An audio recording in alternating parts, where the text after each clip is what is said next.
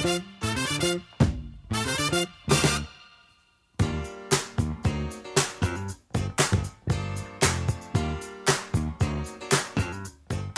the weekend, and you have financial questions that need answering. That can only mean one thing. It's time for Jill on Money, the show that takes the mystery out of your finances. Here's your host, Jill Schlesinger. Oh, yes. It's a December. It is smack dab in the middle of the most wonderful time of the year, the most stressful time of the year, the most joyous time of the year. Depends how you're feeling these days. It can be stressful. Are you stressed out in the holiday season, Mark? No? You feeling good? Oh, yeah, because Mark's dumping his family this year. Do they listen to the radio show? Oh, I don't think so. I don't think they get that. I don't think they get it. Maybe your sister does. Well, I don't know if they, but we don't air it in their market, I don't think. But that said, Mark's dumping his family. After I dumped my family in Thanksgiving and came home so happy, he was like, wait a minute, that's a good idea. We didn't really dump our families. We just we decided to take a lovely weekend away. Anyway, if you've got a financial question, boy, we'd love to hear from you. Our email address is askjill@jillonmoney.com. Our phone number is 855-411-JILL. So we're going to start the show with a call. It's Ashley in Florida. Hi, Ashley. Welcome to Jill on Money. What can we do for you? Hi, Jill. I have a couple of questions about some retirement items. Okay. And I'll just jump right into them. Do it. Okay, so I feel like I'm over-diversified in my retirement. I have a government TSP because I'm military. Okay. I have a Roth IRA. I have a traditional IRA, which I'm currently using because I have to do backdoor IRA based on my husband and I's income. Mm-hmm. And I also have a Roth annuity. What do you mean a Roth annuity? You mean you have a Roth IRA that's invested in an annuity? Yes, ma'am. Okay. I love that you call me ma'am, but you have to stop that right now. Okay. It makes me feel super old. Okay. So, Ashley, you said you're married. I caught that bit. What else is going on in your financial life? How old are you? I'm 30. And your spouse? He's 31. Both military? No, he's a civilian engineer. Okay. And how many years have you been in the military so far? 9. Is it 10 years that you have to satisfy some pension requirements, or is it some other benchmark? No, it's 20. So 20. It's all or none. If you make it to 20, you get your pension. And if you don't make it to 20, you don't get anything. And what's your plan? I'm playing it by ear, but I think I'm at the point now where I'm deciding, okay, I'm gonna at least stick around till 20. Oof. All right. That's a big 11-year bet. Okay. Yeah. Do you have kids? No kids. Okay. Right now, how's your cash flow between you and your husband? How's the income level? What's going on? So our income level, I think AGI last year was like $215. Great. In the thrift savings plan, how much are you putting into that? So I'm only putting in $7,000 annually to my TSP. Okay. I know I can max it out at $18,000. Yes, you can. Okay. And what about the hubby? What's he up to? Does he have a 401k? He doesn't. What does he have? He actually just has some stock options. He's been lucky enough to get in with some tech companies. Mm-hmm. So he worked at SpaceX previously, and now he's at like another space startup company. And so he's been investing in these not publicly traded options that he's been given. Does he make any contributions at all to any retirement accounts? Nope. Okay. So it's all on you, baby. Yeah, exactly. Oh, man. A woman's work is never done. So right now you're putting $7,000 in the TSP, Mm-hmm. and then what else are you doing in terms of saving? So I'm maxing out my Roth IRA, and I have to do backdoor now because I guess 3 years ago we finally hit that threshold where we couldn't contribute. Mm-hmm. So I am contributing $5,500 annually to my traditional IRA to roll it into my Roth, and that was another question I had was how often should I be, moving my money from my traditional IRA into the backdoor Roth IRA. Mm-hmm. So just so everyone understands that backdoor is basically what Ashley is doing. She is making a non-deductible contribution into an IRA account and then moving it into the Roth IRA, right? Yes. Okay. How much money have you accumulated in the traditional IRA? So right now I have about $8,000 in the traditional. Mm-hmm. I have $27,000 in my Roth. Mm-hmm.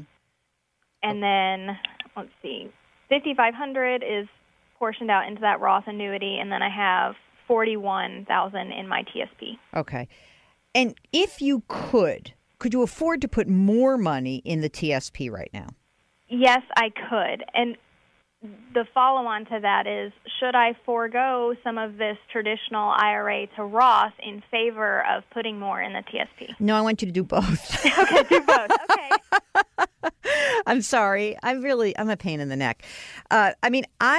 Because you're young, I love the idea that you've got some money that is Roth and some money that is traditional, whether that, TSP or a traditional IRA. So let me do the easy question first. Essentially what I would probably do is once a year do the back door, right, and convert it over into the Roth just to keep track of everything, right? And make sure you keep really good records because this could become a problem later. But let's just leave it at that.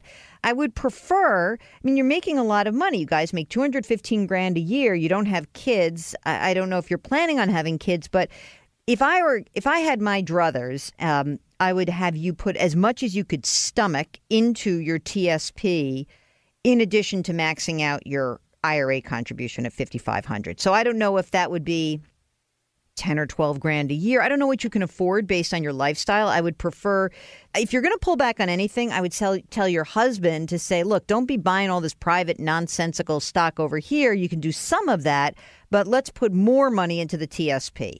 So if you could conceivably get to, I don't know, I'm just going to make up a number, $12,000 or $15,000 a year in the TSP, and also put the $5,500 into the IRA and keep converting that on an annual basis. That's a good chunk of money going into your retirement. I am slightly concerned because he's not saving anything for retirement. So, it is going to fall on you. The one thing that sticks out to me also is this Roth annuity, which is not it's just an annuity that's inside of a Roth account. How long ago did you buy that? 2012. I don't think you need an annuity. They're expensive contracts. For the first 5, 7, sometimes 10 years of these annuity contracts, there's something called a surrender charge. You can't touch it unless you want to pay a penalty. Yeah, it has a 7-year hold on it. So do not put any more money into that. Okay. Do not. In 2 years, when your surrender charge is up, whatever the money is in that annuity, roll it into your regular old Roth IRA. Just roll that money in and invest it however you want to invest it. You don't need an annuity. Annuities are expensive, and you're too young, and the cost is silly, and it's just, you already have a retirement account, so I wouldn't do that. Okay. The only change to this plan that I see would be if you said, we want to buy a big house, we want to have a kid. If you need to accumulate some cash for some reason, then you would maybe pull back on the total amount of money that you're investing into retirement. But save for that while you have the money. I would really try to make a big pitch to max out your retirement account to the extent you possibly can based on your cash flow. Great. All right? Mm-hmm.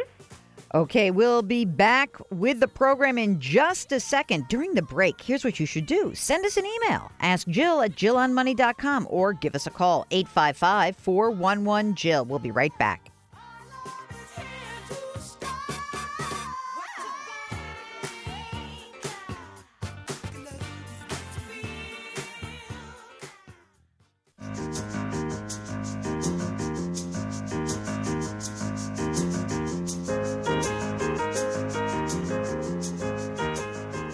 By far, the best animated Christmas special of them all, A Charlie Brown Christmas. Everyone knows that. That's my favorite. Thank you, Mark. Always puts me in a good mood. You're listening to Jill on Money, where the Jewish host loves her holiday music. Are you going to play me? You didn't play me the Hanukkah song. We missed it. We're right in the middle of Hanukkah, man. All right, he might find it. My favorite holiday movie, live action, is the movie called Holiday Inn with Bing Crosby and Fred Astaire, where the song White Christmas debuted, meaning it was actually a song that was written already by Irving Berlin, but I believe it was the first time that it was ever used in a feature film. But you could, if I'm wrong, let me know, anyone who's a film buff. I might have to see some movies this holiday season also. I haven't been to the movie theater in so long. You know, Mark, they built a brand new fancy movie theater right down the street here on 57th Street. And the highway, essentially. All right, we got to get to a call. Let's talk to David in Virginia. He is on the line next. Hi, David. Welcome to Jill on Money. What can I do for you? Hi, Jill. Thanks. So I have a question around allocation. I've been putting money away in my 401k and Roth 401k and IRAs for a while now, and haven't really been paying much attention to it. And logged in early this year and saw I had more money than I thought I would. All right. I love that. What a pleasant surprise. It's like when you stick your hand in your pocket and you're like, oh, my God, there's a $20 bill here. I feel so good. I know. Right? Right. And the thing is, I haven't given much thought to what I was actually investing in. I take the traditional advice of using low-cost index funds, and everything worked great. But now I've got money in all different accounts that seem to be invested in the same kind of index funds. And so I'm wondering if this is something that I need to be changing up to kind of take some money off the table to really kind of diversify even farther into bonds. I really have almost no bond investments. And on a more global scale, think about is continuing to invest in the market in new investments the way that I should be looking, or am I really kind of concentrating my risk in the market? So, okay, let's back up a second. Tell me a little bit about yourself. How old are you? I'm 34. Married, single? Married. Spouse, same age-ish, older, younger? She's 34 as well. Okay. Both of you working right now? Yes. Okay. You have kids? Yep, one son. Okay, how old? 20 months. Oh, my God. And yet you sound so chipper, not like you've lost a wink of sleep. It's very impressive. David, tell me about the kind of investment we're discussing here. Is this for retirement, generally speaking?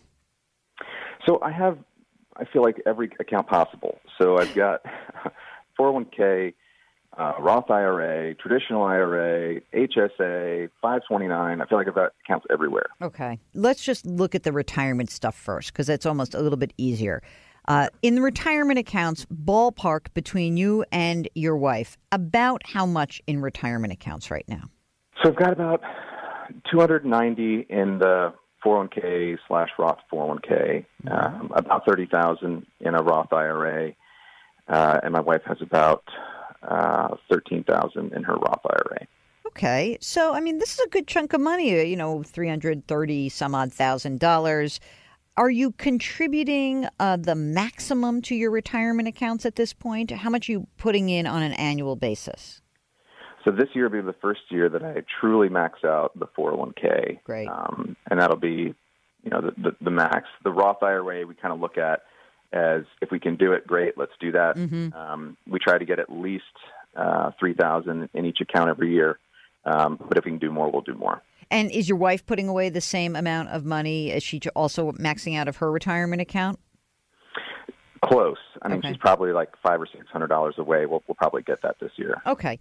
Now, have you ever done one of these risk assessment questionnaires? Have you ever kind of gone through the paces where you say, hey, let me just really get a sense of how much risk I should be taking? Because, obviously you're not 22, but you're not 72. So you don't need your money, hopefully, for another 30 or 40 years. But how do you guys feel about risk? I feel like it's changed a little bit. The more I look at it now, I think it's really changed with the amount of money that's in there. I'm like, oh my goodness, I might want to stop and reassess what I'm doing. In terms of risk, I certainly understand that we got a long time horizon, and we want to maximize the time in the market and the investments in the stock market. So certainly understand that, but at the same time, I look at the dollar amount. I'm like, I don't want to lose this tomorrow if the market goes south. I think my risk tolerance is kind of changing. I think that makes sense. Think of it this way. Let's say that you're 22 years old and you're in your first job and you have a 401k and you've got $2,000 in there, and the market collapses and your 2 turns into 1, and it stinks. I mean, really, that's awful. But if in your case, if your 300 went to 150, you'd be like, oh, my God. It's the same loss, right? Same percentage loss. But, yes, you've got more at stake now. So you said that you really have most of the money in the stock market, in the U.S. stock market, would you say? Yeah, I think the predominant holding in the 401k is the S&P 500 index fund. I mean, look, you are young, but I would point something out. First of all, for everyone listening, I am a self-proclaimed wimp. I may be the only former commodities trader who really does not like risk. And so what I have learned in studying how portfolios perform over time is that when you add in an asset class that maybe zigs when your stocks zag, what you essentially are saying is, I would like to sign up for a program where I can mostly do pretty well, almost as well as the overall market, if things are going great on the upside. But I would like to really limit what's happening on the downside. And that's what asset allocation is really all about. That's what balancing out your asset allocation would look like. So in my mind, even though you're young, and hopefully don't need this money for a long time, I would even suggest that instead of being, 95 or 98% in stocks, that you would even pull it back and say, what would this look like if I were 70% in stocks and 30% in other stuff? And maybe that other stuff would be a little bit of cash, some intermediate bond funds, again, using index funds to fill in the gaps. Maybe even if you have it available to you in your retirement accounts, maybe there's a commodities or a real estate little piece that you could put, like 5% in. And again, this is what you give up. If the stock market goes straight up, you're going to call me back and say, you stink. I could have been up 20%. I'm only up 16%. And by the way, when I was an investment advisor, I fielded many of those calls. You want to jump out the window. But okay, I understand.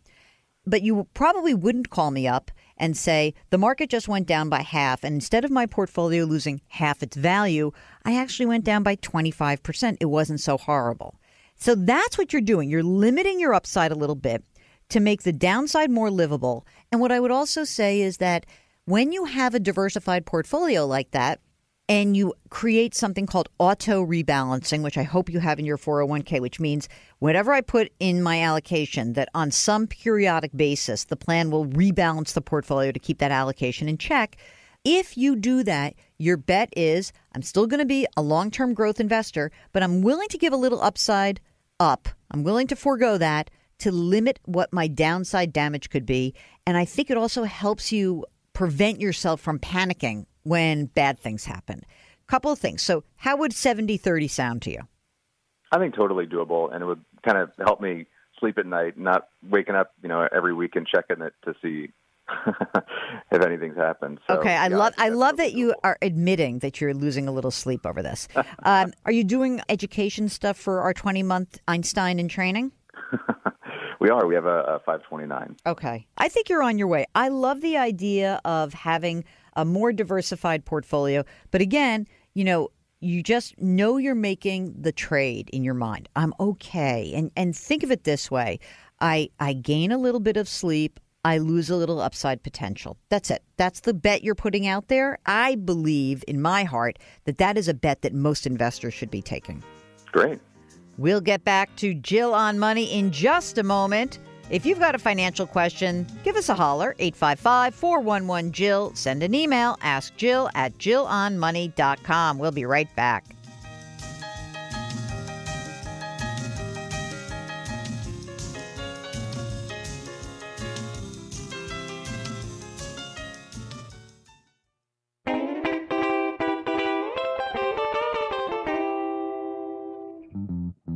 Jingle bell, jingle bell, jingle bell rock. Jingle bells swing and You're back with Jill on Money. If you've got a financial question, we'd love to hear from you. Our phone number here, yes, we still use a phone. People still leave a lot of messages, Mark, or do they more often than not communicate via email? Both, he says. We got some old school phone users here, 855-411-JILL. That's the phone number. The email address, askjill@jillonmoney.com. All right, let's take a call. Let's talk to Scott. Hey, Scott. Scott's calling from the D.C. area. How are you? I'm great, Jill. Thank you so much for having me on. Of course. Tell me what's going on. How can I help you, sir?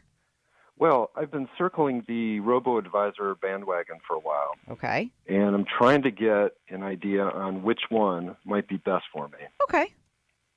And the ones I'm looking at are Personal Capital, Betterment, and Wealthfront. Okay. No Vanguard for you? I haven't investigated that.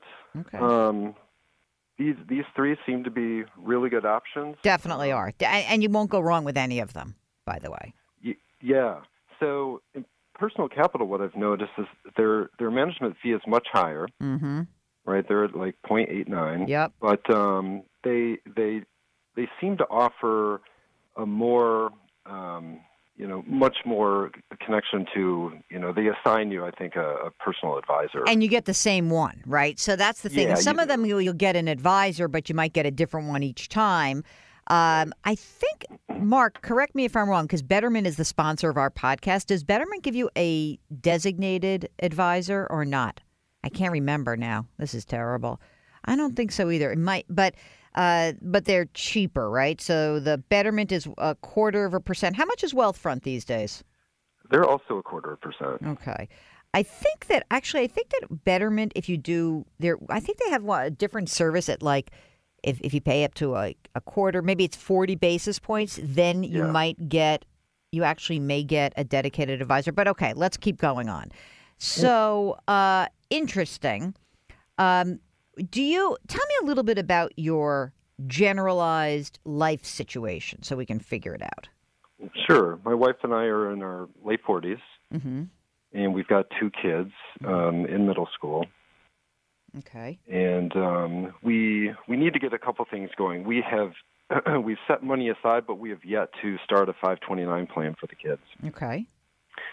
And that could be a whole other call, but I've noticed that Wealthfront does have a nice option, and we may end up, contributing to the DC plan, just so we can get the tax break on that, and maybe throw, another lump sum to the Wealthfront plan just to have it sit there and do its thing. But I tell you what, I'm sort of thinking about this. So you tell me about like how much money do you guys make? Because it doesn't. I'm just wondering, do you need the financial advice? Can you do this yourself? Yeah. Is really, because the two parts of the financial world is just asset management, right?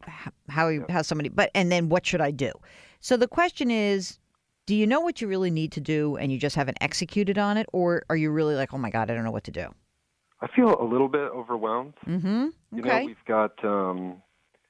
I have a main job and a moonlighting job. My wife has. She's a LLC, runs her own thing from home. Then we have a total of like 18 different accounts. What? The checking and Come savings on. and IRAs. Oy vey. Okay, wait a second. How much money do you have total? We have. So we've got 170 in cash accounts. That includes my wife's business accounts, checking account. We've got 80K in general, like taxable investment accounts, and about 210 in tax deferred accounts with IRAs, Roths, and SEPs, and we max out our Roths. Okay. And finally, I've got about 45 in a 401k. Okay. So you got a nice chunk of money, just a question of kind of where to go with it. And in the cash, and are you guys both maxing out your retirement accounts? Well, we are maxing our Roths. But not the other? My wife does max. She contributes the maximum to her SEP. And I am about 7% for my 401k. All right, let's make this easy. Bump up your 401k and max it out, will you? You don't want that? Okay. Yeah, definitely. No. You should do that. It's just going to be better for you guys. How much do you earn all in? Your 2 jobs, her job? Yeah, about 200. Yeah, you got to max out. And by the way, at work, do you have a Roth 401k option? We don't. Okay. Max out at work. Just max out. trust me, this is the first, I'm going to save you, I'm about to save you 50 basis points. Watch this. You ready? You're going to max out at work. Don't even think twice about it. If you were to max out at work, would you then have, how would your cash flow look? Worse. How? No, but like, I love you. How would it be like, oh my God, I can't do that, or you could do it? I would have to look into it. I think it might be workable. I think you could certainly do it for a while because you have 170 grand in cash.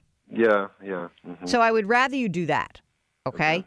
So let's why don't you max out and even if you had to spend some of the cash, all right, max out, just max out, and then then I promise you that like when you're done with that process, I bet you adjust to it and it's okay, and use some of the cash in your account to float your needs.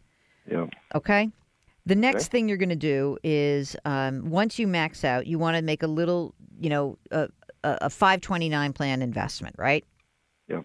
So we're going to try to. So DC has a 529, or do you have to use like a Maryland?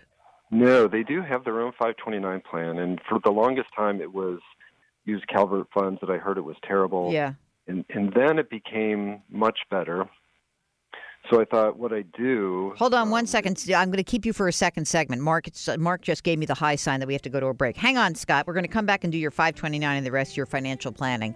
You are listening to Jill on Money, where I will save you 50 basis points, maybe, if you call me, and then hopefully we can figure this out.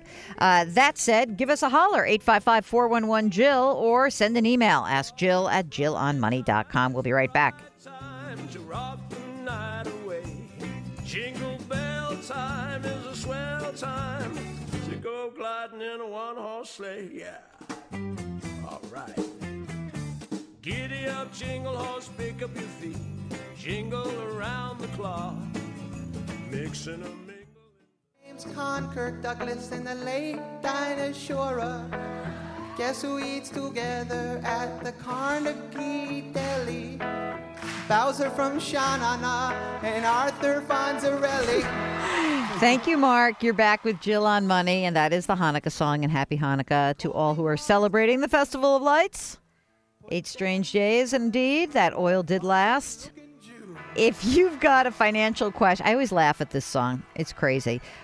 If you've got a financial question, give us a holler. Our phone number here is 855-411-JILL. Our email address is askjill@jillonmoney.com. All right, so here's where we are. We are talking to Scott. He is trying to decide what to do with his investment life. He's been looking at robo-advisors, which are basically automatic investment platforms, but they now have pretty much all started to add advice. He's been trying to decide among 3 big ones: Personal Capital, Wealthfront, and Betterment. And again, just full disclosure, Betterment is the sponsor of my podcast, so I know the guys over there, but I'm going to try to be incredibly unbiased. And here's where we go from this, Scott. Okay, so Scott, let's drill down here. You're in your late 40s. You got 2 kids. You're a little overwhelmed. You got a bunch of different accounts, 18 of them. You got 170 grand in cash, 80 grand in a taxable account, 210 grand in tax deferred stuff. What was the 45 grand in? I forgot. That was the 401k. Okay, 401k. So you got a bunch of money. You're looking at kind of what to do with it. And then you also, so the first thing I said was you've got to max out your retirement account, and you grudgingly said, okay, maybe. Let's see. Right. Let's pretend that you do, because you got that money sitting in cash. The next part was, well, what are you going to do about the plan for your kids' college education? How old are your kids? They are 10 and 12. Okay. So, I mean, 2 things. One is that, you don't have to go crazy putting tons and tons of money in. I just, during the break, looked up the DC College Savings Plan. You know how I did that? I went to dccollegesavings.com. Very clever, right? And I didn't realize this, that DC taxpayers who are account owners are eligible for a deduction in computing DC income tax. It's up to $8 grand if you're married filing jointly. So you got to try to do this, right? But the other part is, as you said, the plan used to not be so hot. But it looks to me like it's pretty good now. I mean, there's a total stock market index, which is 26 base. It's got like 1/3%. So it looks like they've got a stock market index, a bond market index, a small cap index, an international index. You could probably do this pretty simply and keep the amount of the fees down under 0.5%. So I think of the $170,000 in cash, I guess the big question is, how much of that do you want to allocate towards education? Well, we had actually set aside about $45K of that was going to be ready to move into a 529. So what I was thinking is, do I, begin making monthly contributions from ground zero to DC, and then take that 45 and put it somewhere else? That seems like these plans that you've spoken about, like the Wealthfront has the Nevada plan or the Utah plan. Well, I think that you have to use the DC plan as much as you can, because you're getting too big to use another plan and not get that tax deduction seems insane to me. So at the very least, you've got to put in enough to get that $8,000 of the deduction. Okay. So we could not even spend the 45 and just start contributing whatever that is. Well, you might as well, but I mean, you could easily put $8,000 into each kid. I don't know. I don't know if you have to put in 8 to get 8. I have to look at the rules. Sure. And see, but and the thing that's really interesting to me is that put in whatever you can for this year for each kid. So I'm just going to say 8 and 8. So let's say, because you can do that because you can give a gift to your kids, and then do it again for next year. So do it right now. It's December. Then do it again in January.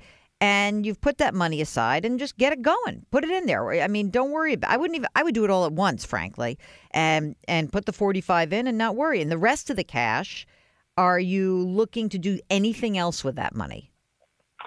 No, it's mainly just because life as a government contractor can be unpredictable. Okay, So I understand. I'd like to have my emergency fund built up. Okay. Here's what I think, generally speaking. I think you do not need to spend 89 basis points when you could be spending 25 basis points to manage your money. That's number one. Number two, I think that you could potentially get advice from, you don't need a dedicated person. I don't really even think you're going to need that much advice. But what you do need is a way to ensure that somebody has a list of all these accounts and is following it, whether it's, again, a dedicated person at Betterment, Wealthfront, or Personal Capital. That is totally up to you. You should absolutely check out Vanguard. They charge a management fee of 30 basis points. And I would say that what is really going to be important for you is to wrap your mind around what are your 3 big goals. And I think those big 3 goals are max out retirement, fund those 529 plans, and be sure that you are actually consolidating accounts and using the cheapest, most tax-efficient options available for everything. So that means that in that 529, you're going to use that DC plan. You're not going to use another plan because you've got to get that tax deduction. And if you're going to go far afield with some other plan, then it just confuses it. Now we've got more accounts. So I want to try some simplicity for you. And I think that you're play around with the platforms a little bit and see which one you like better, but don't pay up for the personal capital because I don't think you need it. There is my 2 or 3 cents. Okay? Thank you so much for calling, Scott. And thank you for listening to us here to the Hanukkah song. Let's go out to that. It's Jill on Money, 855-411-JILL. Send us an email, askjill@jillonmoney.com. We'll be right back.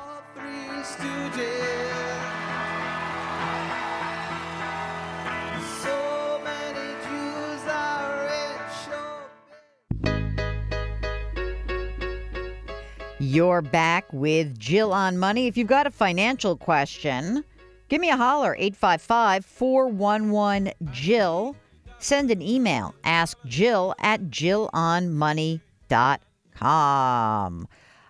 Okay, got a really good question just about, what we think is going to shake out on the tax bill from Lenora, who asked, will capital gains rates still allow for the $250,000 and $500,000 deduction for married couples? What she's talking about is the exclusion on the sale of your home. And so right now, if you make $250,000 as an individual or as a married couple, you can exclude the gain and, that much of the gain and pay the rest. But the current law is that you have to have lived in the home 2 out of the last 5 years. Under the Senate proposal, it would mean you would have to live in the house, I believe, 5 of the last 8 years. So it's still in place. It's just that you have to live there longer. I think this is like the anti-home flipping type of goal here. I'm not sure. But anyway, that's that. Second thing, what about the step up in cost basis at time of death with a married couple? Will that change? Okay. So if you die and you leave your assets to someone else, what happens is, forgetting about whether it's a spouse or not, as long as the assets, so let's do a real example. Mark and I are married. I die. I have $1 million portfolio. I have $1 million house. It doesn't matter what I bought, how much I paid for that. At the time of my death, if we're not married, he gets the step up in cost basis. If we're married, there is a way to make the step up. You can get a step up, but it has to be titled the right way. So if you just inherit a house and it's a joint asset, I don't think you get the step up. You only get step up on half of the house. So the step up in cost basis remains the same, but the deduction for housing appreciation is different. Okay, that's it. Whew. All right, you're listening to Jill on Money, 855-411-JILL. And by the way, this could all change next week. Ask Jill at JillOnMoney.com. We'll be right back.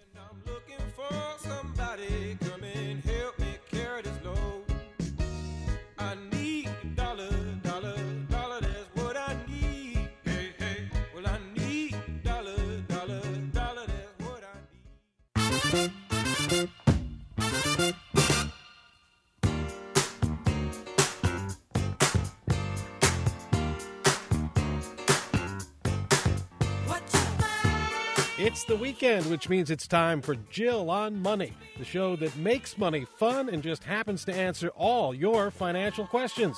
Here's your host, Jill Schlesinger. Welcome back. It's hour number 2 of Jill on Money. How are you? Everything good? It's December. If you're just joining us, you missed the first hour. Don't worry about that. Go to the website, JillOnMoney.com. You can always catch up with previous episodes. This hour, though, we've got a great guest. I love him.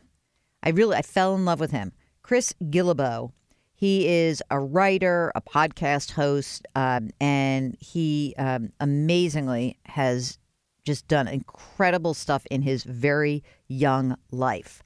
His book is called Side Hustle. And I just love this because the guy he's just common sense. So it's Side Hustle from Idea to Income in 27 Days. And when you hear his background, you'll understand why he needed to find his own side hustle. So let's get right into it. It's Chris Guillebeau here on the Jill on Money Show. What's the best financial decision you've ever made? I invested my money in going to every country in the world. When did you do that? Yeah, well, not all of my money, but I chose to prioritize, et cetera, et cetera. It was an 11-year project, so it wasn't one decision. That's just the first thing that came to me when you asked that question. I chose to value experiences more than buying a $30,000 car like my friends were doing at the time. Let's go back a second. So you're here today because we are going to hustle up some action for Side Hustle, your book, from idea to income in 27 days. And we're going to talk about the side hustle, but let's talk about you for a second. Sure. So give us a quick thumbnail of the story of your life, including why you started this project over 11 years of seeing every single country in the world. Absolutely. So quick little thumbnail. Was a juvenile delinquent. Hold it. Stop. High school dropout. Hold on. Juvenile delinquent. There was more to it, but that's what. What did you delink? What did I delink? I stole 2 cars. I wasn't a very good car thief because I got caught both times, basically. Did you go to jail? I did. Well, to juvenile detention center. Oh, my God. Yeah. Oh, your poor parents. Yeah. Oh. Yeah, I mean, they were actually good to me. It wasn't their fault. I mean, I wish at the time I blamed them. At the time it was like, oh, my parents are terrible and that's why I messed up. But it was really just me. Okay. Yeah. So you got caught twice. So car thief, not a good job for you. Not good at it, right? That's a problem with that job. You don't really improve over time because, the stakes are so high. Anyway, I discovered pretty early on, not just because of the juvenile delinquent thing, but I was essentially unemployable. Like, not really great at working for other people. Why? Are you a difficult person? You seem very nice. Well, I mean, I guess I learned I was motivated. I actually like to work. Actually, I was really excited when I found something I believed in, but if I didn't believe in it, it was hard for me. Like, I had ADD, I had some other, childhood issues that not related to the juvenile delinquency. But when I was 19, I discovered micro-entrepreneurship, which I guess I call a side hustle now. And micro-entrepreneurship sounds like an annoying term that some idiot. Well, I guess what I mean is I wasn't trying to start a business, right? I was trying to work for myself, basically. So I mean, the story was this is 20 years ago. New website had just come out called eBay.com. I've heard of that. Yeah, some people have. Interesting. And at the time I was working at FedEx in Memphis, Tennessee, in the middle of the night, loading boxes on a truck, and I got paid $8 an hour to do that. So eBay.com, I discovered I could sell stuff, and I made $16 an hour the first time I tried it. And I didn't know anything about what I was doing. I wasn't What were you selling? Well, I started by selling stuff from around my apartment, and that was great until I ran out of stuff to sell. But it was a good entry point. It was my gateway. Well, give me an example of something you sold in your apartment. Oh, random stuff. Video games, clothes. I had Lego sets, from when I was a kid, sold those, And then in the early days of eBay, this is a little fun fact, it was totally a seller's market because it was so new. Everybody's like, wow, this auction site. You could literally go to the store and buy something and sell it on eBay and people would pay more for it because it was on the internet. Right, right. So that didn't last, of course, but it was, for me, it was the thrill of it, the attraction of it, the idea that I'm making this for myself, and if I get better at copywriting, then I can probably sell more. And if I start looking at the completed auctions and see what's being sold and at what price, and then I try to track it back and see, okay, where's the distributor? I really, really like that. Actually kind of fell into that. So to fast forward a bit, I did stuff like that in a variety of ways for just about 8 years. And as part of that time, I lived overseas in West Africa as an aid worker. Really? And my side hustles allowed me to do that, basically. And I had a great experience there, transformative, life-changing, all that kind of stuff. And eventually came back to the U.S. And started a new career, a new project of going to every country in the world. When you were in West Africa, and I mean, that's obviously pretty intense, was it fun for you? Was it hard for you? Give me a description of how long were you there? 4 years. Wow. 4 years, 2002 to 2006. I don't know if fun is the word, but I loved it. Rewarding. Yeah, rewarding. It was incredible. I was just working in logistics. I had no real skills, I had a degree in sociology by that point, but that also means you're unemployable, which was convenient, given my personality. But I was doing logistics. I ended up actually representing the organizations of the host governments we were working with. And so I ended up with all these responsibilities at a young age, which was good. And I had this little office, and the doctors on the ship were doing cataract surgery, among other things. And I could see an old man who's 70 years old, walk down the hallway from my office, and he's on somebody's arm because he can't see. A few hours later, he walks back on his own and he can see. It's amazing. So I'm this is most of the time with charity stuff, you don't really get to see the direct results of what you're doing. But I could load up medical supplies in my Land Rover and drive 6 hours into the hinterland and deliver them to a clinic that had nothing. And so it was, like I said, fun is not the word, but it was amazing, and I feel very grateful for that experience. So when you decided you were going to start to go to you might have said let me do every continent. Sure. Right? Because that would have been a little bit easier on yourself. Yeah.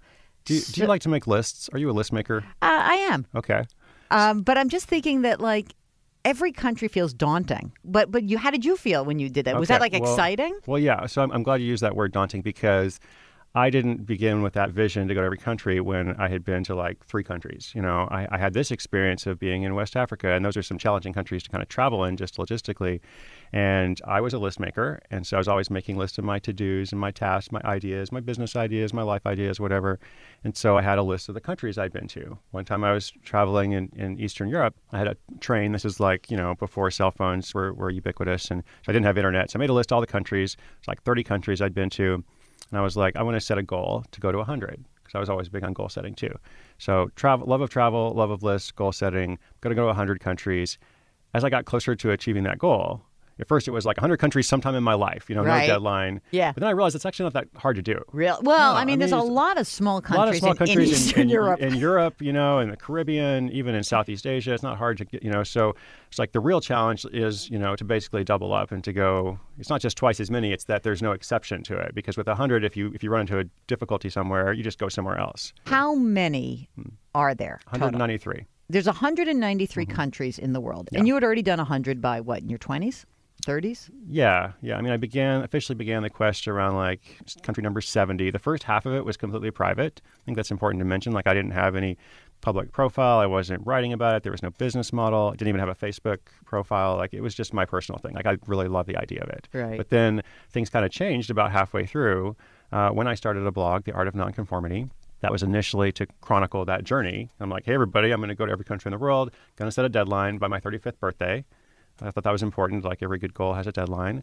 And I'm going to start sharing about it. So I started sharing about the journey, and that led to so many other things that I had no idea. This conversation that we're having now is a result of that decision basically 10 years ago to share my work with the world.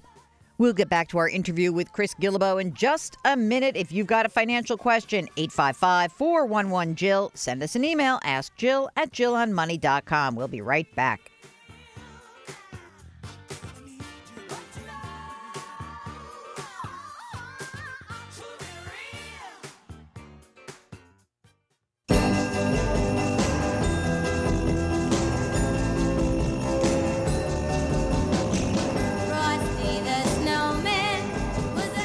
You're back with Jill on Money. If you've got a financial question, we would love to hear from you. Our phone number here is 855-411-JILL. 855-411-JILL. Send us an email, askjill@jillonmoney.com. Mark, I have to look at that Twitter poll thing that you did. I have no idea what that's all about, but I saw it in the feed, and he liked it. So follow us on Twitter. Mark's going to start asking you questions. I'm not doing any of this. All right. It is coming towards the end of the year, and maybe in the new year, you've got an idea about how you want to make some money on the side. That'd be kind of cool. Well, that's how our guest, Chris Guillebeau, can help you out. He is really an interesting guy, as you're hearing right now. But we're going to get into the part of the interview we talk about his book, Side Hustle, From Idea to Income in 27 Days. Chris Guillebeau, why did you write this book, Side Hustle? So I learned over time, not everybody is like me, right? Not everybody is unemployable. Well, not everybody is a failed car thief. Well, that too. Think also, about that. But that's the next book, This is, so last year I had another book out. I did a tour to 30 cities. It was really interesting because I had this whole message about like how to find the work you were born to do. And I noticed that people responded disproportionately to this whole part of having a side hustle. I talked about that for like 1 minute of my 30-minute stump speech. It's the only thing people cared about. Really? Like 50% of the questions afterwards were like, wait a minute, can you tell me more about that? And interesting. I've been writing about this side hustles, for 8 years in different ways. But I do feel like there's just this renewed interest in it. And so I really was like, I do a lot of different stuff. I'm kind of all over the map. I have ADD. But I wanted to focus on this. And so I was like, this year I'm going to write the Side Hustle book. I'm going to do a 100-city tour. I have a podcast, where every single day I'm telling a story. Sure, it's called Side Hustle School. 7 days a week, Nice. 10 minutes a day. I love this book. Okay, I'm reading this. Dude, look at the amount of page You that actually have read this book. That's very impressive. And look at this. I'm circling a lot of hosts things. don't read the book, so also thank you. First of all, the reason why I like it is that I can completely relate to this idea of I kind of love the idea of us. I mean, I am evidence of this, right? So I have sort of a main job and a bunch of side hustles. Great. And so what I also really enjoyed was the fact that you didn't put the pressure on to make this you have to be an entrepreneur and develop your Harvard Business School plan and go get venture funding and da-da-da. That's so much pressure. In fact, you probably shouldn't, actually. Right? Right? It's more than just you don't have to do that, and you probably shouldn't do that. And, so, and in this economy, which is strange right now because it's sort of strong, but not really. It's a strange economy. Like the stock market's going up, but yet people still feel all this anxiety and uncertainty. And the job market is not strong. Like regardless of numbers, it's really interesting because people feel a lack of security. And so what can a side hustle do to relieve that anxiety, do you think? Yeah. So I don't think I gave you a good answer before. I didn't give you a complete answer of why I did this. This book is not for entrepreneurs. This book is for people out there who have day jobs and are busy and they don't have a lot of time, but they love the idea of investing in themselves somehow. Maybe that's why they're listening to the show right now. And what they need is a blueprint, right? They need to know, like, step by step, how do I actually do this? Because maybe I tried it before and I failed. Or maybe I'm like on the outside looking in, see other people that are doing this. But, what should I do? Should I go and participate in the gig economy? Like, absolutely not, in my opinion. But we can come to that. Like, you should create an asset for yourself, which is what this book is about. What a side hustle can do is, first of all, extra money. That's great. Let's just start with that, right? But also confidence, security, empowerment, the sense of being able to look at something and say, I made this thing. And I've got a job. Maybe I like my job. That's great. Maybe I don't like my job, but that's what it is for now. I need that for my mortgage, et cetera. I've got this other thing that I am cultivating on my own, and I look forward to it. And when I get the PayPal notification that somebody has sent me money, it just feels really good. So it's a backup plan, more options. Ultimately, it's about more freedom. And, I love the idea of freedom because so often, we do calls on this show. So people will call in and we'll talk about this. And I always say, like, well, if you just do this, you'll have more freedom or you'll have opportunity. And I think that that's the part of the side hustle that's so appealing to me in that, yes, you can make a great living working for a company. There's awesome benefits. And, I'm the first one to remind everyone, like, don't just walk away from your job because there's like some great stuff you're getting, but also a sense of control. It was interesting. We recently interviewed Tim Harford from the Financial Times. And I was asking him about, how did he start writing books? Because he's so incredibly prolific. He goes, I had a job and I really liked it. It was fine. He goes, but on the side, I was writing this book called The Undercover Economist. It was so pleasurable. And he goes, when I had a crappy day at work, not that was every day, but if I had a crappy day, I could go home and I could write 500 words and exactly what you said, feel like I had done something for me. And he didn't even think about monetizing it. He just was doing it because he needed an outlet. And I think that's also a piece of this that's really important. A creative outlet, doing something that's different apart from your day job, for sure. So you took a shot at the gig economy. Sure. So what's the difference between being part of the gig economy versus exploring a side hustle? Right. So, first things, I think the side hustle phrase is kind of, ubiquitous in the culture and people are talking about it all the time, but they have different definitions about it. And so some people might talk about the gig economy as like, this is my side hustle. I think the problem with that is driving for Uber, driving for Lyft, something like that, TaskRabbit, Airbnb, all that kind of stuff. It's like a part-time job. Nothing wrong with having a part-time job. Like we've all done that in our lives at different points. But all those things that we just talked about, security, backup plan, freedom, none of those things really exist there. With Uber, you can set your own schedule. Good benefit. It is good. Yeah. But your income is capped. There's competition. You're relying entirely on their platform, their ecosystem. They can take that away at any time. Whereas with something that you're creating for yourself, like the income is unlimited.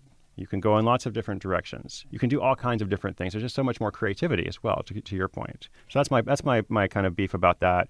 I don't think it's terrible. I just think people shouldn't think of it as being an entrepreneur, which is kind of how Uber pitches it. Uber is like, this is going to be like your gateway to freedom. And not really. You're just driving people around. You're performing a service. Nothing wrong with that, as I said, but it's not what I'm trying to help people do. So what also interested me is that in reading the book, and you tell all these really wonderful stories, that it seemed that there were a lot of times where people were doing something at work. Like, okay, I'm doing something that seems valuable to others in my workplace. And that was the germ of the idea of the side hustle. So can you talk a little bit about that, some of those stories? Like, which one are you thinking of? I was thinking about that was teaching people how to use software. Oh, the database guy. Yeah, the database guy. And he's a database administrator. Actually, I just met him last week in Colorado at the book event. Awesome. I did. His name is Dan, and he works for a hospital. He's a database administrator. And his first side hustle was tutoring people who need help with a specific software, Microsoft Access.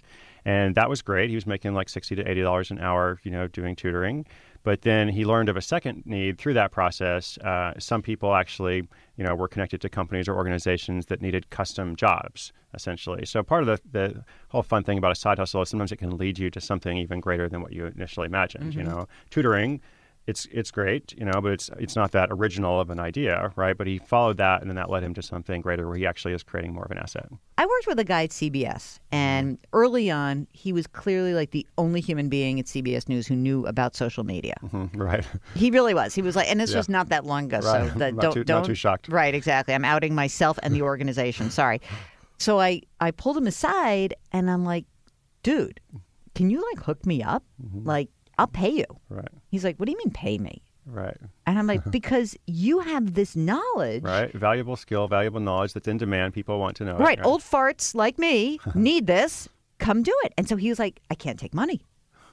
Well, I plied him with vodka, so that was good. So okay, for you gave him something, some compensation. Yeah, but then he started to take money. It was fine. Good for him. Good. But meanwhile, he's like our secret weapon. Yeah. Like Mark and I exactly. use him. Like we're taking him out to dinner, and I'll give him some money on the side. Like help me do this and that. And like so now he's left CBS, but he is more interested in sort of saying like maybe that should be my side hustle. Well, good for him, and good point as well. Like a big thing of what I'm trying to show people is to use the skills you already have. Right? Don't necessarily go out and don't learn to make an app. Don't learn to code if that's not your thing. Everybody wants to make an app. How do I make an app? I'm like, are you a developer? Nope.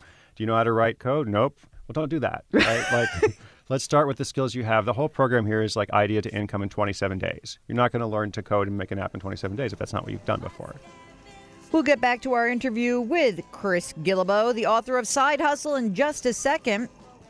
Jill on Money, 855-411-JILL. Send us an email, askjill@jillonmoney.com. We'll be right back.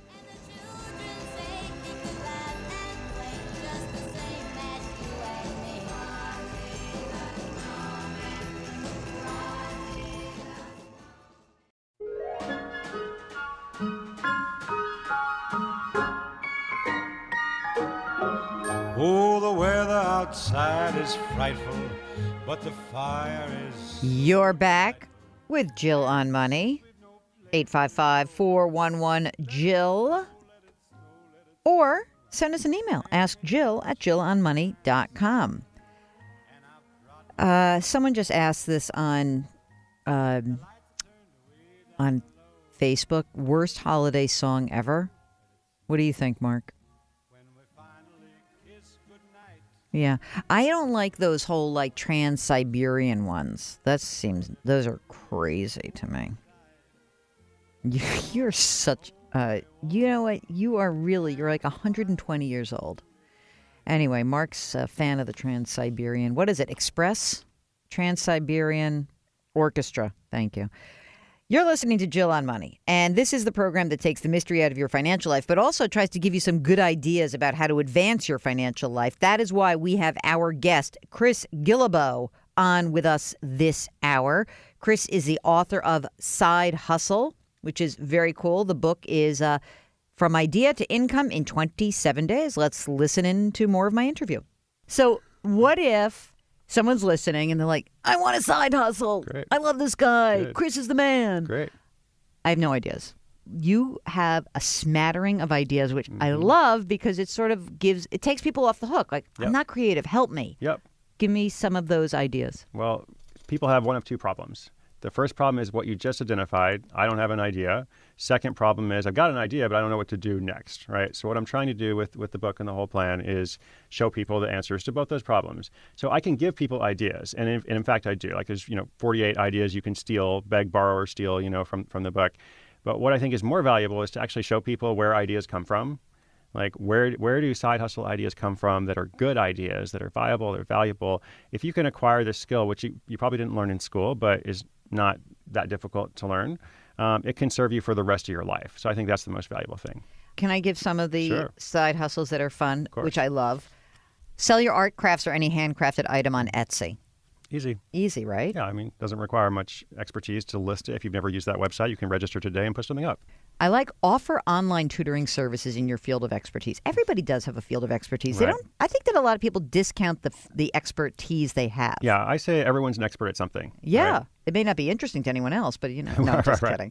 And so on that point, like people think tutoring, okay, that sounds great. Where do I do it? Well, there are platforms, there are sites, there are networks that you can do all these things. There's a whole list of them. Go on. I like buy and sell used textbooks to college students. Those they are still expensive. need those? Those are expensive. Apparently they do. Apparently they do still read in college. I like this one. create and sell a visitor's guide to your town or city, or build a web resource for tourists supported by advertisers. Yep. No, I number of love people that. have done that. Yeah, I for sure. love that one. All right, here's one. Start a podcast and sell sponsorship. All right, that's harder.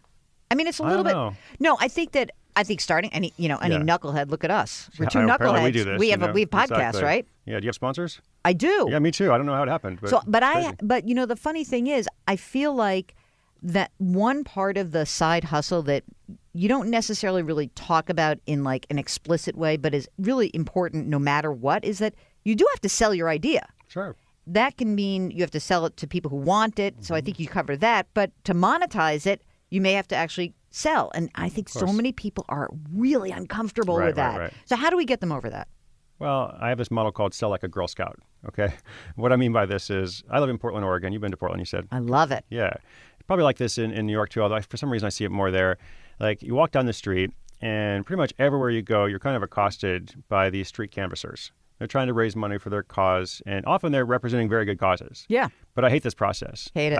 I feel like it's manipulative. I feel like it's marketing by guilt, and they know it too. Like that's why they have to like call you. They have to like give you a big smile and like you're looking great today. I'm like, yeah, I know you just want my money, basically. So anyway, I hate that process. By the way, you look great today. Thank you. I do. I learned to never ask questions when someone compliments you. You just go with it. There's a whole story about that we could get to later if you want. Anyway, street canvassers.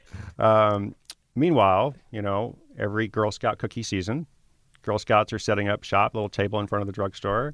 People are walking by. Their whole pitch is, would you like to buy some Girl Scout cookies? Right. That's it. I mean, like, it's not much to it. Right. And what happens? You buy them. Everybody buys them. They're so cute, though, those girls. Yeah. You think it's the prop? I think it's the cookies, to be honest. I mean, the cookies are good. Yeah. So the whole goal is like, how can you put yourself in a position of marketing like a Girl Scout instead of a street canvasser? Yeah. Because they're both selling, but one of them Right. is kind of icky. Yeah. And one of them is kind of awesome. So how do you do it? So you make something that people want, and you find those people. And you find where they are. Yeah, exactly. Right. And so I have this lesson about take your customer, your imaginary customer, to imaginary coffee, and you really figure out who these people are. And it's not so much about a target market. I don't like that. I feel like that's a very startup-y kind of thing. And like when I started my blog, like I remember this like 8 years ago, I would talk to publishers like, who's your target market? And they want me to say like women age 35 to 39, with a college degree or whatever. And I would say my target market is people who want to change the world. And they're like, that's not a target market, Really? It's like a psychographic, But anyway, so focusing on finding those people who can really, really benefit from what you have to offer. And then it's like you're a Girl Scout, right? You're like, I've got this thing. You know what's funny? Mark and I were at a meeting recently, and we were talking with a big company, like a potential sponsor. Sure. And they were saying, what's the secret sauce of a successful podcast? Yeah. Which is awesome. I mean, everybody wants to know that. Yeah. And Mark's sort of like, well, you have to have good content. Because we're old-time radio people, right? So we like spoken word. You actually like quality. It's a strange thing. Hence, we're in like a big studio in a big broadcast center, right? We're not in some tinny computerized you thing. do this thing called editing. Right. Like you do preparation. Yes. These kind of new concepts. So we talked about that, and then I said, and you have to have a compelling guest. Sometimes your audience doesn't know that they're interested in Chris. Mm-hmm.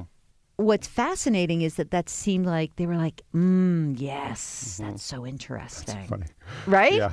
But that's really, sometimes the simplest answer is mystifying to people. Right. It's like asking what's the secret sauce to anything, pretty much. It's like, well, you work hard, you do a good job, you improve along the way, you figure out what people want and you give it to them. Right. And I think also you listen to them, because it sounds to me like because you have such great interaction with your audience and with the people you've talked to about side hustles, you have a lot of feedback. Yep. So it's like you're developing your own algorithm. Like I now know how to do this. All my work has been informed by my community, like one way or another. And it's really interesting. I mean, not to sidetrack, but when I had my first book out, I went to all 50 states. I'm like, I'm going to do an unconventional book tour. I'm going to meet my readers wherever they are. Yeah. It could be like 4 people in West Virginia, which there were, but they came out. Okay. All along the way, I'm meeting these like people who started little businesses, and they had this totally different model. It wasn't like anything what Silicon Valley was talking about, what Shark Tank and those kind of shows were talking about. That's how I wrote the previous book called The $100 Startup. It was, if I hadn't had those interactions, I wouldn't have written that book, which was reflective of a lot of people in society. Okay, we'll get back to our interview with Chris Guillebeau, author of Side Hustle, in just a second. If you've got a financial question, 855-411-JILL. Send us an email. Ask Jill at jillonmoney.com. We'll be right back. But if you really grab me tight, all the way home I'll be warm. Oh, the fire is slowly dying.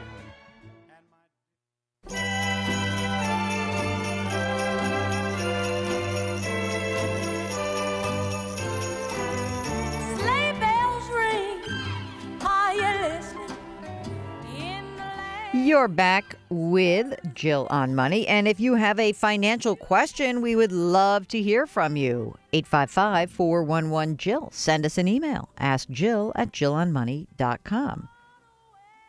Mark and the Mad Russian are not going to be ready for the website on January 2nd. Because somehow or other, the Mad Russian ends up going away to Aruba and we're stuck here. So good for him. Anyway, we'll be revamping the jillonmoney.com website before you know it and promise to send you there. But you can go right now. That way you can get an idea of what's changed. It's going to look totally different, right, Mark? Oh, yeah. He says, oh, yeah.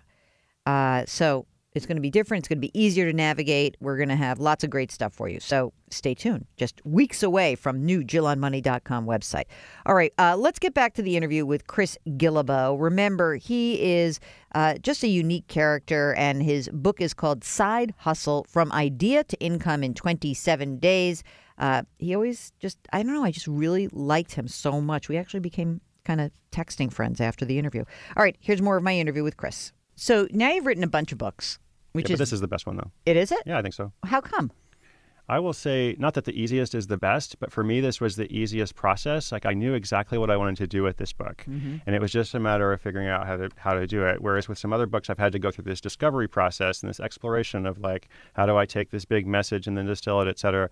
This is very practical. You know, this is like step by step, 27 days. Do this on day 1, do this on day 2, et cetera. It's fabulous in that respect, for sure. Here's one thing that I circle in red pen: the profit equation. Do you know why? Why? It's so simple. Mm-hmm. People really, I mean, I'm a numbers person. Sure. Sometimes people will say to me, like, I can't do this. I'm bad at math. Mm-hmm.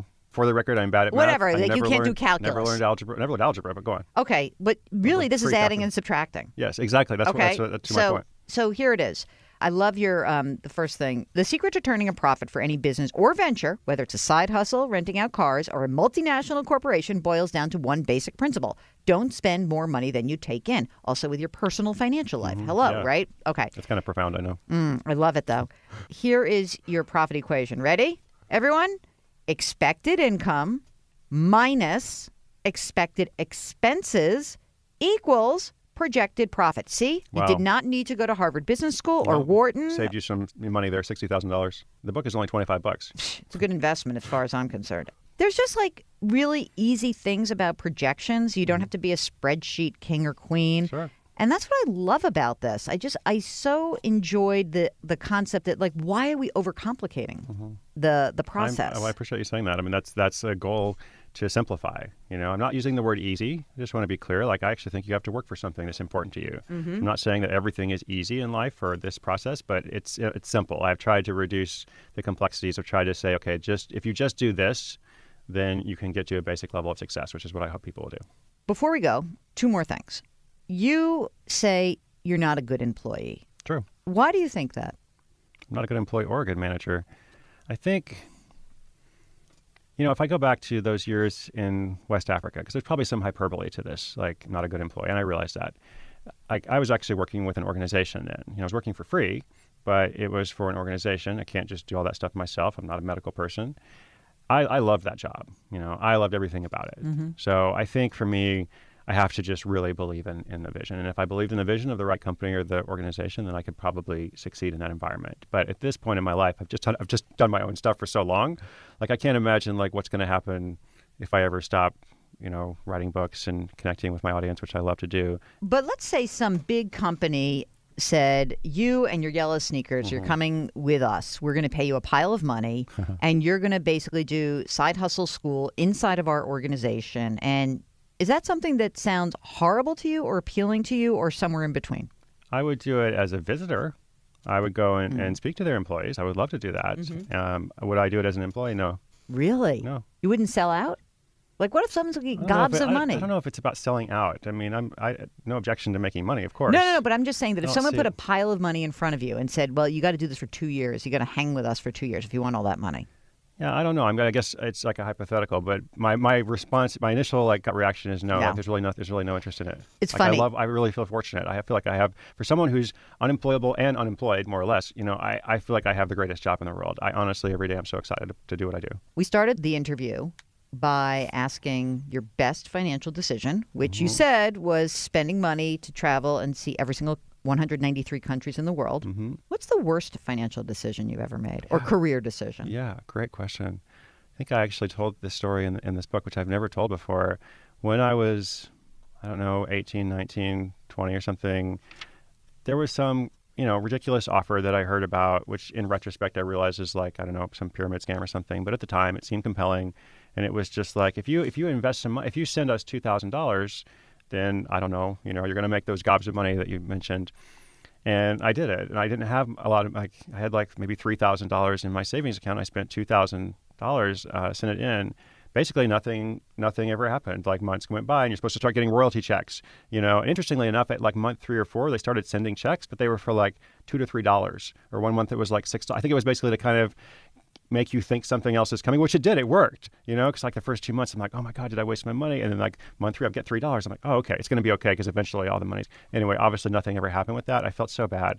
Over and over, and like finally had to just let that go and say that was a stupid thing. It's not going to control the rest of my life. I got to move on and not do that again.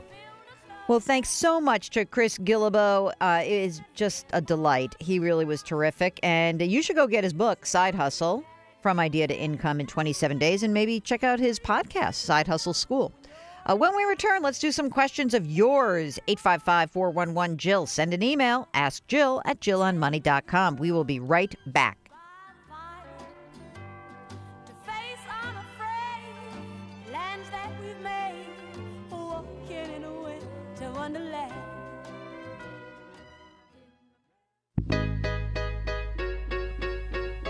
Where's my Christmas music?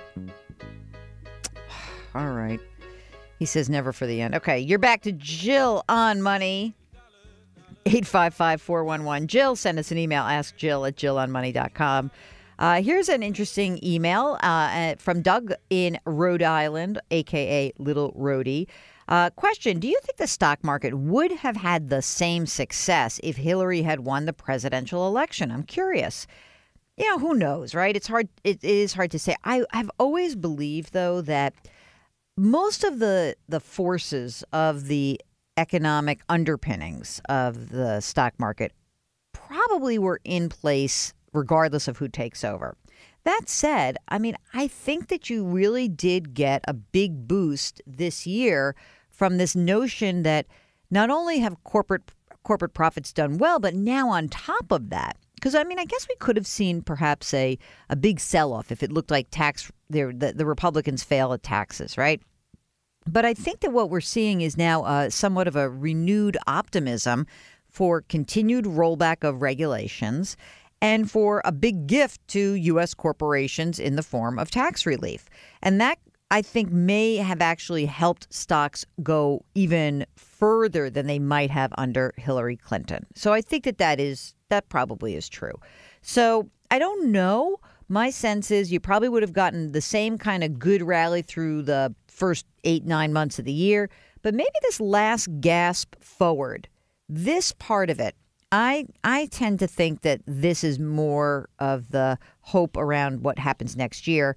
We should also note that, a good reason that we ended up having a really good year in the stock market was that the entire world experienced more growth than we had expected. So synchronistic growth, I might even call it.